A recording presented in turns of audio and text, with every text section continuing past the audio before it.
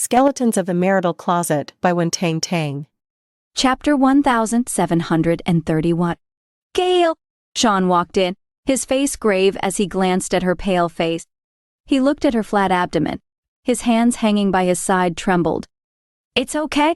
It's okay." Gale was not sure if Shawn was consoling himself or her. "As long as you're safe."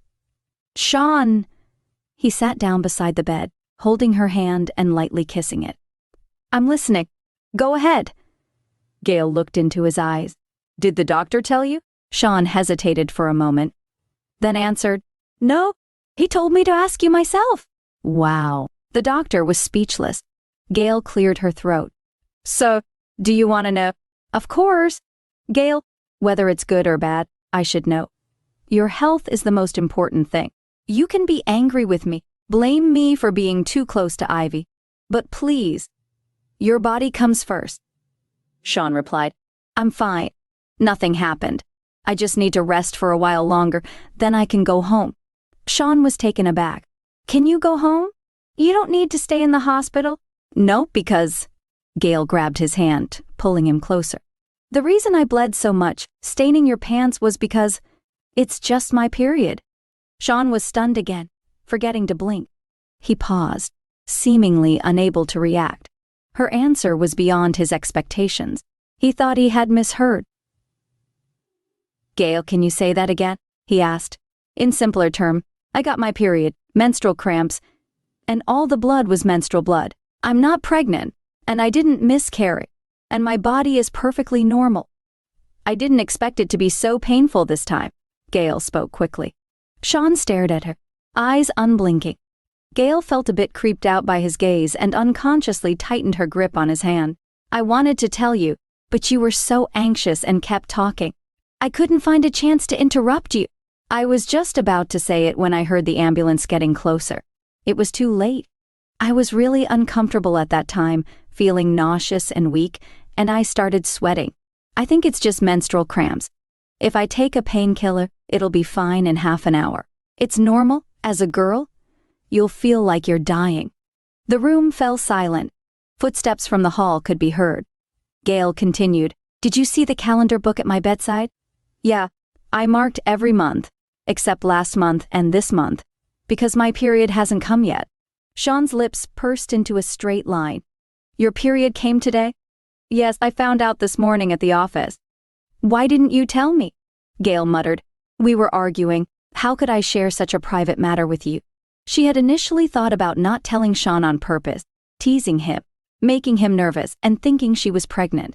When the time was right, she would tell him she was not pregnant at all. Chapter 1732. Gale also wanted to play a prank and tease Shawn a bit. She ended up shooting herself in the foot. Shawn's face turned dark, lips pursed, not saying a word. He looked a bit scary like this. Gale did not say anything either.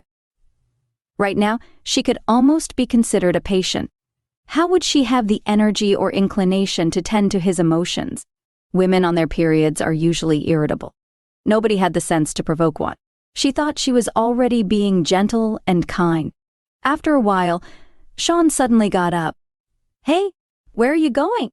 Only to see Shawn walk to the water dispenser, pour her a glass of hot water, and when he sat back on the hospital bed, he placed his palm on her abdomen. He gently massaged her in circles. "Will this feel better?" Although his tone was a bit cold and his expression sour, Gale knew he had compromised. After all, she was his wife. "It will." Gale nodded quickly. "But it still hurts. The painkillers haven't kicked in yet. Just wait a little longer." She glanced at the sky outside. "It's so late. I'll call Joshua and Nicole." "They're already asleep. I've already informed the housekeeper," Shawn said. Gale smiled, her eyes crescent-shaped. "Look at you, Shawn, you're so considerate." He gave her a cool glance. "And look at you, Mrs. Wood, becoming more and more audacious, having hot pot with Summer until midnight, drinking, secretly going to celebrate Orem's birthday without telling me, even though you know I'm worried about your health, not telling me when your period came," Shawn said. He listed her crimes one by one. "What, do you not care about me at all?"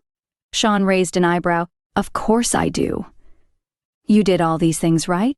Gale replied, I'm just engaging in normal social activities. Orem and I didn't cuddle like you and Ivy did. If I had come a bit later, Orem's hand would have been on your waist, right? Gale thought about it, and it was true. Even though she was intentionally avoiding it, when a person falls, they do not care about distancing that much. Orem was closest to her. If he genuinely wanted to help her up, it would have been easy. But you came just in time, Gale replied.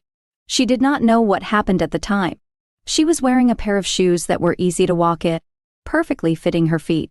She had never tripped in them before, but why did she stumble today? It must have had a lot to do with her discomfort. Poor shoes. Shawn blamed them and then tossed them on the street. Shawn coldly snorted. If I had come earlier, I would have interrupted you celebrating Orem's birthday. If I had come later, he would have caught you when you fell and had physical contact with you. You're practically godsent. Gale raised her hand, hooking his neck. How did you know I was at that restaurant in that private room? Who told you? Is that really important? I'm just curious. Chapter 1733. Shawn wore a look of disdain on his face, yet his hand encircled her waist. That doesn't matter. What matters is I'm here to take you home. He had already given Orem respect by delaying his arrival for so long. Otherwise, he would have been here much earlier if he wanted to come. He probably could have arrived right after he had blown out the candles. I was just about to call you. Isn't this called telepathy? You didn't inform me when you left, but you expect me to come pick you up when you return? Because you're my husband. If you don't come to pick me up, should I let Orem take me home? Shawn's gaze turned cold. You dare. I do. It's a good opportunity to invite Orem to our house. Joshua really misses him, and they get along well. Nicole also knows Orem. When we were in the small town, she used to say Orem was like a superhero, always there to help with anything, Gale replied.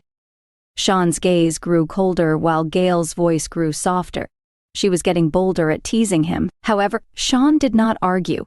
Instead, he tightened his grip, pulling her closer, while asking, Did you notice any differences in Orem this time? None at all. He's still the same, unchanged, Gale said. Really? No changes at all? No, he's still caring, still a gentleman, always considerate of other, making everyone feel comfortable, never awkward, knows when to advance and when to retreat, always polite. Shawn said, Keep praising him. Gale rolled her eyes. You're the one who asked. I didn't ask you to praise him. Orem has these qualities. I can't find any faults for now, nor can I see it. And Natalie is dead. Matthew has left. And I've rejected him. He's all alone, so I celebrated his birthday. It's normal. Shawn retorted, Are you sure Orem has no faults? Nobody is perfect. Everyone has some flaws. Gale knew this, but genuinely could not find any faults with Orem. If she had to say something, though, he's a bit too sentimental and loyal, sentimental about old relationships. Gale thought for a moment. But actually that's not a fault. It's more like a weakness. His sentimentality is given to those who shouldn't receive it without getting the response he deserves. Shawn snorted again. So, Orem is perfect in your eyes? Feeling jealous? Gale said, snuggling into his arms. Jealous of him? Ridiculous. Shawn's expression was full of pride. He's Orem, the loser. He couldn't get you, Gale.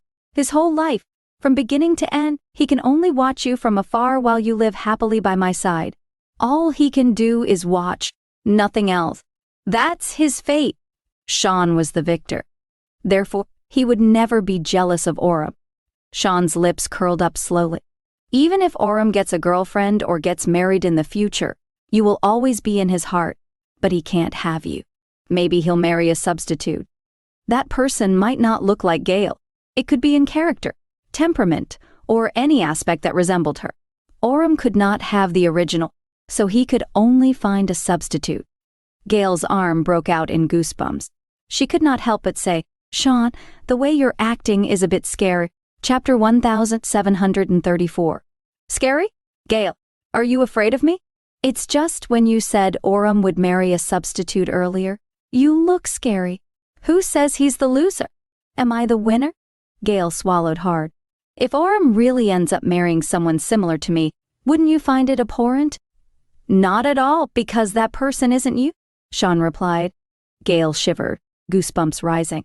Men's thought processes were truly incomprehensible, especially their intense desire for competition. Anyway, Aurum and I have agreed that we'll be lifelong friends, and he'll always be Joshua and Nicole's uncle. In the future, we'll still have more interactions. Don't be like this every time. It makes it difficult for me. Next time you meet him, you can bring me along. Bring you?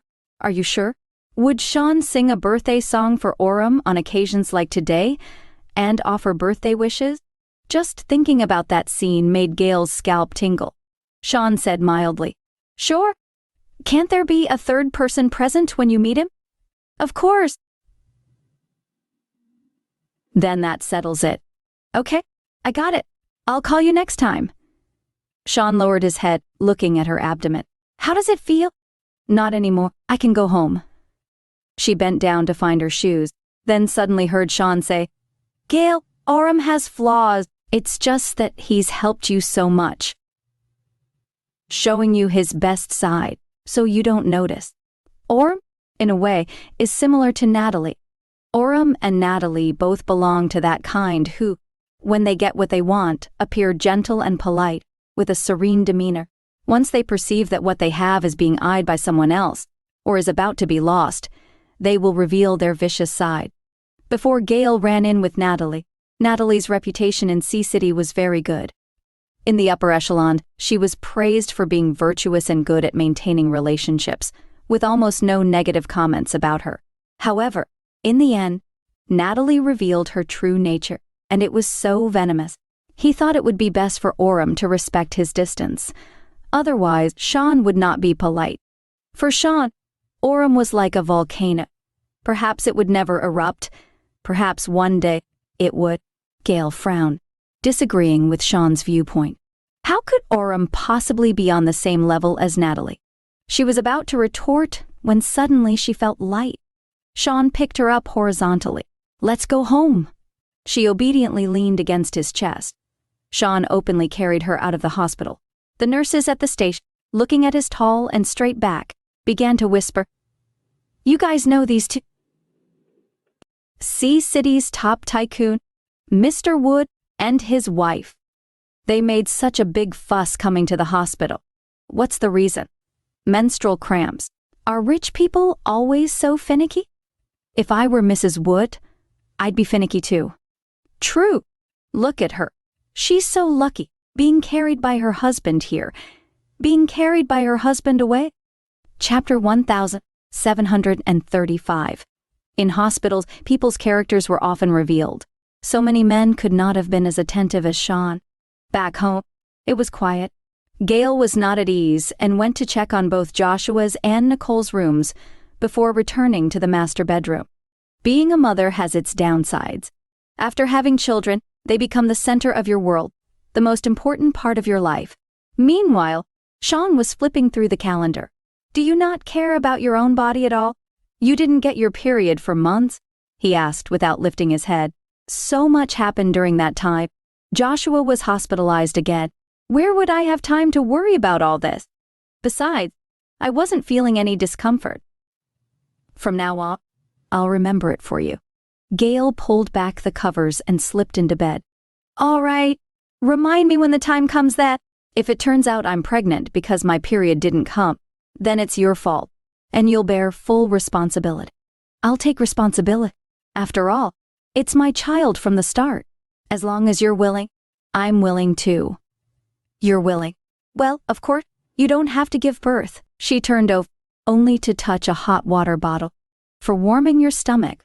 There's a cup of brown sugar water on the cabinet. Drink it before you sleep, Shawn said. This man was becoming more and more attentive to her. However, Gale did not praise him too much. If she did, his ego would skyrocket. Well, not bad, you've improved. Mr. Wood, you still need to keep it up, Gale said. Shawn glanced at her. Do you think I can't do anything to you right now? Yeah. For this week, you have to behave yourself. Gale chuckled, feeling very pleased. Don't you think I actually have other ways to deal with you? Gale almost could not force a smile. He could make her wear those clothes.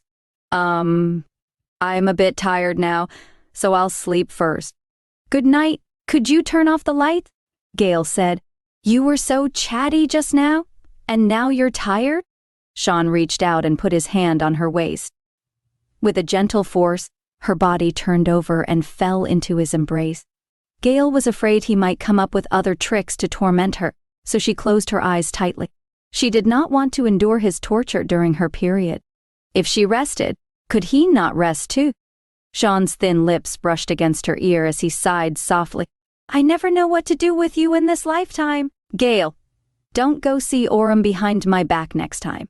I will worry. What's there to worry about Orem? He's a gentleman. In the darkness, Shawn's eyes narrowed. The current Orem gave him a completely different feeling from before. However, that was just Shawn's personal speculation and observation without any substantial evidence.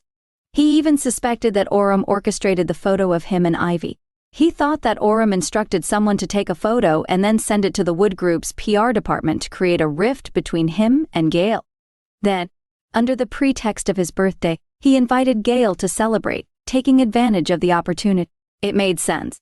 The person who could come up with such an idea and execute it was definitely not an ordinary person.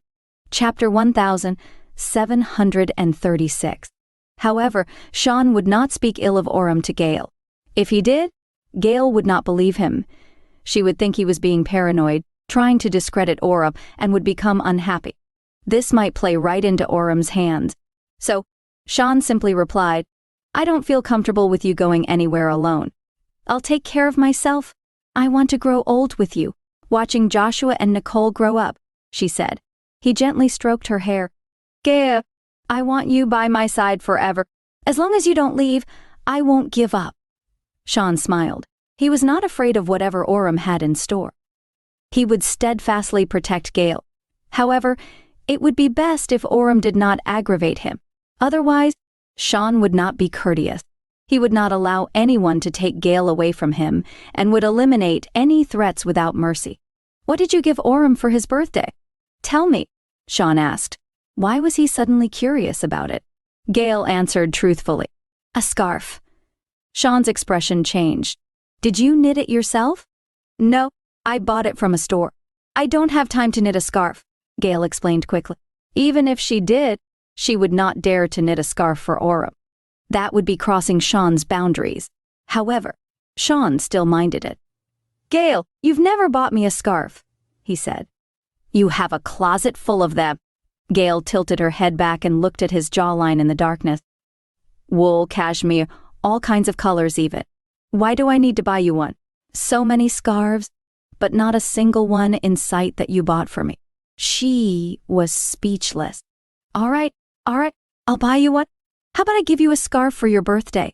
Why did this man have to nitpick even over such trivial matters? At times, she thought he was open-minded and generous. At other times, she felt like he was petty. Oh, so, in your mind, you think Orem and I would be on the same level, that you'd get the same gift for both of us, Shawn said. Hey, Shawn? Gale, no matter. Don't even think about what to get me. Just buy the same one for me. Gale stepped back. I'll choose a different gift, okay? So insincere. Looks like you don't really want to give me a gift. She was about to lose it. What did he want exactly? Tell me straight. What do you want? Gale saw through his tricks this time. I want you to knit a scarf for me. All right. I'll knit one for you when I have time, she agreed. Shawn raised an eyebrow. Don't you have time? Fine, I'll go buy yarn tomorrow and start knitting. Shawn nodded reluctantly. Good. Gale breathed a sigh of relief. She always had to keep her master happy. But Gale, a scarf isn't a birthday present. It's just a thoughtful gesture from you, Shawn said. Shawn, will you ever stop? He was exploiting her? When would she have time to knit a scarf?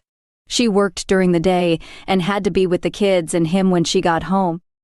She did not even have spare time for herself. What more for knitting? Chapter 1737. She could only knit during her lunch break and after her dinner. This meant Gale had to hold a needle and yarn every day, knitting in the office and at home. It was such a public display. Everyone would know she was knitting a scarf for Shawn. He must want to show off proudly. "Why are you so awake? Are you no longer in pain?" Shawn pressed the hot water bottle against her abdomen. "Not sleepy either?" Gale was about to reply when she suddenly remembered something and kicked him. Shawn raised his knee, firmly pressing her down. "What's wrong? Trying to murder your husband?" She smiled gently at him. Her smile made Shawn a little flustered. He could never resist her radiant smile. She asked, "Did you forget something?" What? "Sleep on the floor." Gale poked his chest. "Who gave you the courage to sleep so boldly on the bed, next to me? Do you think I forgot about it?" She had actually forgotten and had just remembered it in a flash. How could she let Shawn know? However, Shawn was even calmer than her. "Oh, I just wanted to take care of you. Thank you." "You're welcome. It's what a husband should do. Get off me." Gale pushed him. "If you make a mistake, you should sleep on the floor so you remember next time not to get too close to other women." She threw all the pillows and blankets to the floor and kicked Shawn down. Shawn stood by the big bed, holding on to the pillow, looking helpless. There was no way around it. He had spoiled her. "Sleep on the floor or in the guest room? Your choice." Gale sat on the bed, looking at him playfully. "If you sleep on the floor and I catch you sneaking into bed again at midnight, you'll have to sleep on the floor for an extra week." Shawn did not answer her, quietly laying down the blanket on the floor and lying down. He admitted his mistake and accepted the punishment, as he should. Next time, if he even dares to touch another woman, he would chop his own hands off. Gale turned off the light and lay comfortably on the spacious bed. It felt amazing to have the whole bed to herself. She pulled up the covers and closed her eyes. However, half an hour passed, then another hour, then 2. Dawn was creeping, but Gale could not fall asleep. She was wide awake and full of energy. What was going on? Was it because she slept at the hospital? However, she only slept for a while in the ambulance and woke up shortly after being transferred to the ward. Gale tossed and turned in bed. If she kept this up, it would be daylight soon. Shawn asked, "Darling, you're not asleep yet?" "Huh? You're not asleep either? Is the floor too hard?" "It's because you kept tossing and turning." Gale kept tossing and turning, occasionally sighing out loud. How could he possibly fall asleep? "All right, I must have disturbed you." "I can't sleep. Don't know why," Gale admitted. Chapter 1738. Shawn asked, "Did you drink tea or coffee?" "No," she said. Well, she did have a little bit of red wine. Really, just a tiny bit. She was afraid Shawn would notice, but she did not want to offend Aura, so she took a small sip. She did not even dare to swallow it all, so it barely reached her throat. Was red wine not supposed to help you sleep? Why was Gale feeling more and more awake? There was a restless heat in her body, and she did not feel like covering herself with the blanket. "Think carefully." "Is there something you're hiding from me?" Shawn asked calmly. Gale shuddered. It was so dark that he could not see her expression, yet he could easily guess what she was thinking. Shawn's voice came again before she could figure out what to say. "Tell me the truth." "All right. I had a sip of red wine. I drank it with Orem. It was a special wine he brought, some special vintage. He kindly offered it and even poured me a glass. So Gale said. "I see. Just a sip. Just a tiny sip. Why didn't you say that earlier? Why keep it from me?" Gale hesitated. "So much has happened today, I couldn't remember." "Very well, Gale. You promised last time not to drink anymore, and yet you did today." I made a mistake. I slept on the floor. What about you? Do you take responsibility for your mistakes too?" Gale did not speak. She seemed a bit arrogant indeed. "Then, I'll let you sleep on the floor tomorrow night." Gale lacked confidence. "Okay, stop it. I won't bother you anymore.